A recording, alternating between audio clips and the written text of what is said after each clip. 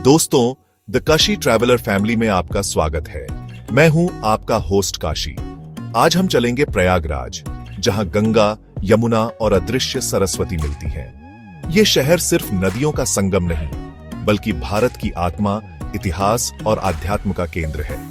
इस वीडियो में मैं आपको प्रयागराज की 5 सबसे खास जगहों की सैर कराऊंगा, उनकी कहानियां, रहस्य और ऊर्जा के साथ। ये एक वर्चुअल टूर है, प्रयागराज के दिल में एक गहरी डुबकी।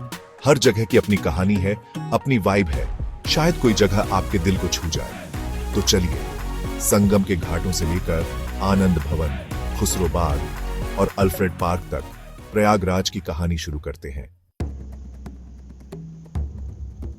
हमारी यात्रा की शुरुआत होती है प्रयागराज की आत्मा संगम से। यहां गंगा, यमुना और अदृश्य सरस्वती मिलती हैं। हजारों सालों से लोग यहां आकर आस्था की डुबकी लगाते हैं।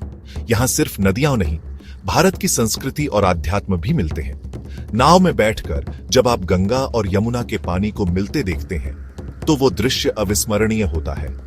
यहां का माहौल मंत्रों, नावों की आवाज और आस्था से भरा है। कहते हैं, एक डुबकी जन्म जन्म के पाप धो देती है। वैज्ञानिक भी मानते हैं कि 2 नदियों के संगम पर जियोमैग्नेटिक एनर्जी होती है, जो मन और शरीर को सकारात्मक ऊर्जा देती है। संगम सिर्फ धार्मिक स्थल नहीं, एक अनुभव है। सुबह की पहली किरण, हजारों पक्षी और प्रकृति का अद्भुत संगम यहां देखने को मिलता है। यहां आकर कुछ पल शांत बैठिए, लहरों और मंत्रों को महसूस कीजिए। यही संगम की असली सीख है, मिलन, समर्पण और निरंतरता। संगम को खास बनाता है त्रिवेणी संगम, गंगा, यमुना और अदृश्य सरस्वती का मिलन। सरस्वती नदी दिखती नहीं, लेकिन विश्वास है कि वो धरती के नीचे से बहती है। ये नदी ज्ञान और बुद्धि की देवी का प्रतीक है। त्रिवेणी संगम कर्म, गंगा, भक्ति, यमुना और ज्ञान, सरस्वती का संगम है। यही जीवन का सार है। यहां स्नान सिर्फ शारीरिक नहीं, मानसिक और आत्मिक शुद्धि का प्रतीक है। विज्ञान भी सरस्वती के अस्तित्व पर रिसर्च कर रहा है, लेकिन यहाँ के लोगों का विश्वास ही इसकी असली ताकत है। त्रिवेणी संगम पर खड़े होकर आंखें बंद कीजिए, कर्म, भक्ति और ज्ञान की ऊर्जा को महसूस कीजिए। यही प्रयागराज की आत्मा है।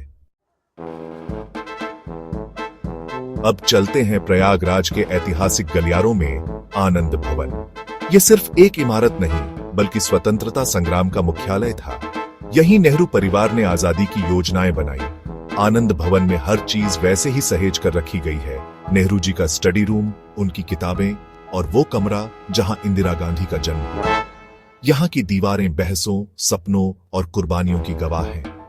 आनंद भवन त्याग और राष्ट्र प्रेम की मिसाल है। मोतीलाल नेहरू ने इसे देश के लिए समर्पित कर दिया। पास ही स्वराज भवन भी है, जिसे कांग्रेस को दान किया गया था। अगर आप इतिहास में रुचि रखते हैं, तो आनंद भवन एक तीर्थ है।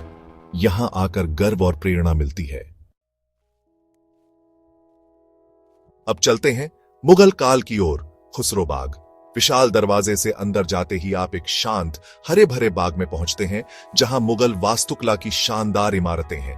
यहां 3 मकबरे हैं, शाह बेगम, जहांगीर की पत्नी, निथार बेगम, खुसरो की बहन, और शहजादा खुसरो। शाह बेगम ने पारिवारिक कलह से तंग आकर आत्महत्या कर ली थी। उनका मकबरा एक मां की पीड़ा की कहानी कहता है। निथार बेगम का मकबरा खाली है, एक अधूरी कहानी। खुसरो, जिसने अपने पिता के खिलाफ बगावत की, यहीं दफन है। सत्ता की लड़ाई में रिश्तों की टूटन की मिसाल। खुसरो बाग की दीवारें सिर्फ सुंदरता नहीं, दर्द और महत्वाकांक्षा की कहानियां भी समेटे हैं। यहां इतिहास की गहराई को महसूस कीजिए। आखिरी पड़ाव, अल्फ्रेड पार्क, अब चंद्रशेखर आजाद पार्क। ये प्रयागराज का सबसे बड़ा पार्क है, लेकिन इसकी असली पहचान है आजाद की वीरता। 27 फरवरी 1931 ब्रिटिश पुलिस ने आजाद को घेर लिया। उन्होंने अपने साथी को बचाया, खुद आखिरी गोली से शहीद हो गए। आजाद ने कहा था, मैं आजाद हूं, आजाद ही मरूंगा, और उन्होंने अपना वचन निभाया। उस पेड़ के नीचे खड़े होकर आप उनकी हिम्मत और बलिदान को महसूस कर सकते हैं। यह पार्क सिर्फ घूमने की जगह नहीं, शौर्य का मंदिर है। यहां आकर एक पल रुकिए, आजाद को सलाम कीजिए। यह जगह देशभक्ति की ज्वाला जगाती है। तो दोस्तों, ये थी प्रयागराज की यात्रा, संगम की ऊर्जा, आनंद भवन का इतिहास, खुसरो बाग की शान और आजाद पार्क की वीरता। प्रयागराज सिर्फ एक शहर नहीं, भारत की कहानी है, आस्था, इतिहास, बलिदान और उम्मीद का संगम। आपको इन 5 जगहों में सबसे ज्यादा कौन सी जगह पसंद आई? कमेंट्स में बताइए। अगर वीडियो पसंद आया हो तो लाइक और सब्सक्राइब जरूर कीजिए। आपके सुझावों का इंतजार रहेगा।